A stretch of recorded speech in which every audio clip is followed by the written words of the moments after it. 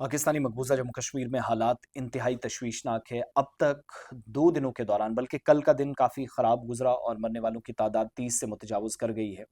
سب سے بڑی پرابلم یہ ہے کہ بہت ساری جگہوں پر، متعدد مقامات پر اس قدر بے تحاشا اور میں کہوں گا ظالمانہ انداز میں فائرنگ کی گئی ہے کہ آپ بچ ہی نہیں سکتے۔ اب تو ایک پاکستانی ایئر فورس کا ایک افسر، اس کے والد اور اس کے بھائی کو بھی گھسیٹا گیا ہے۔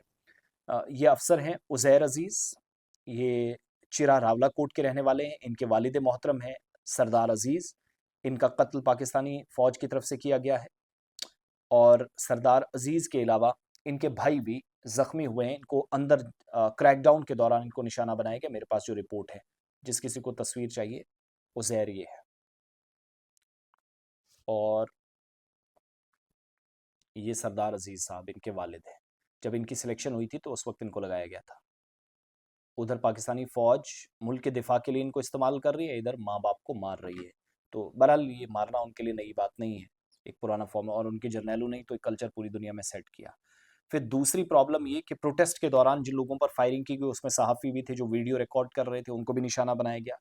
اور اب آنکھوں میں آنکھیں ڈال کر لیڈرز دیکھنے لگے ہیں، مقامی لیڈر، کہ آئیے ہم سے مقابلہ کریں۔ بھارت سے اپیل کی جا رہی ہے آپ مدد کریں۔ لیکن مجھے شرم آئی ایک بیان سن کر خواجہ آصف کا، سو کال ڈیفنس منسٹر، اس کے ہاتھ میں تو ہے ہی نہیں کچھ، اس کو کبھی بھی پیل دیں گے۔ کہہ رہا ہے کہ یہ سب انڈیا کے ایجنٹ ہیں، اور انڈیا کے ایجنٹوں کی مانگ دیکھیے گا آپ، ان لاہوریوں کا مائنڈ سیٹ دیکھیے گا، یہ دہشت گردانہ جو رویہ ان کا ہے۔ آٹے پر ٹیکس کم، دال، چینی، چاول، کھانے پینے کی چیزوں کی جو سپلائی ہے، ادویات ہے، یہ چھوڑیے گا، یہ بند کریں۔ اور وہ جو 12 سیٹوں والا معاملہ ہے، اسمبلی الیکشن 3 مراحل میں کرا رہے ہیں، 12 سیٹیں ریزرو ہیں ریفیوجیز کے نام پر، جو اسلام آباد، لاہور، کراچی سے آ کر لوگ اس پر قبضہ کرتے ہیں، اس کو ختم کر دیں۔ یہ ڈیمانڈ تھی، سرکار نے بات چیت کی، مانی، اور آج کہہ رہی ہے انڈیا کے ایجنٹ ہے۔ تو یہ وہ دوہرا رویہ ہے، سو کالڈ آزاد کشمیر، اور مذاکرات تو کریں گے ہی نہیں، سرے سے منع کر دیا۔ آپ کا باپ بھی کرے گا، آپ کچھ دن رکیے گا۔ تو ایک تو وہ پرابلم، آگ میں گھی ڈالنے کا کام انہوں نے کیا ہے، پلس مظاہرین نے صاف کر دیا ہم سب کو مار دو، لیکن ہم اپنے مارچ، ہم اپنا پروٹیسٹ، جدوجہد نہیں روکیں گے، اور پاکستانی فوج کو قبضہ ختم کرنا پڑے گا۔ ایک بات یہ، دوسرا، مزید فورسز طلب کی گئی، فرنٹیئر کارپس، ایف سی جس کو آپ کہتے ہیں، پاکستانی رینجرز لائے گئے۔ اور اب تو نواز شریف کا بھائی شہباز شریف بھی کہنے لگا ہے کہ میں اپنے بھائی کو چیف منسٹر بناؤں گا، پرائم منسٹر بناؤں گا آزاد کشمیر کا، اور نواز شریف یہ ڈرامہ کر رہا ہے کہ میری بھی ایک خواہش ہے، جب ہاتھ میں کچھ نہ ہو تو یہ نیا سلسلہ انہوں نے کیا ہے۔ اس کی بیٹی ظلم و زیادتیاں، لوگوں کو جیلوں میں بھر کر، فوج کے ساتھ مل کر، کبھی عمران خان کے نام پر لوگوں کو مارا، اور اب قتل و غارت کا نیا سلسلہ نہتے کشمیریوں پر کیا ہے۔ دعا کریں کشمیری عوام کے لیے۔ آج حالات بہت خراب ہیں، میسو کریک ڈاؤن چلا، انتہائی میسو۔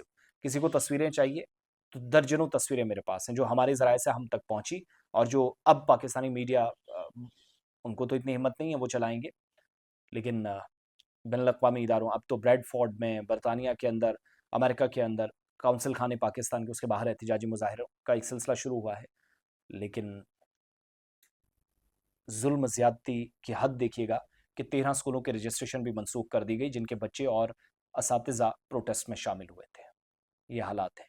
کریک ڈاؤن اس ڈاکو عاصم منیر کا، اس یہودی کا اتنا پہنچ گیا ہے کہ انہوں نے سر پر نزدیک سے گولیاں ماری ہیں۔ ریڑھی کے پاس خواتین موجود تھی، سیدھا فائر آیا، وہیں پر گر پڑی خاتون۔ ایک انڈے والی ریڑھی لگی تھی، وہاں پر فائر کیا، سیدھا چھاتی میں گولیاں۔ میسو کریک ڈاؤن۔ اللہ معاف کرے، اور دعا کریں پیر پنجال، جموں کشمیر، یہ سارا بھارت کا حصہ، تمام ریاستیں، پورا بھارت، پوری دنیا آپ کے ساتھ اس مشکل دور میں ہے۔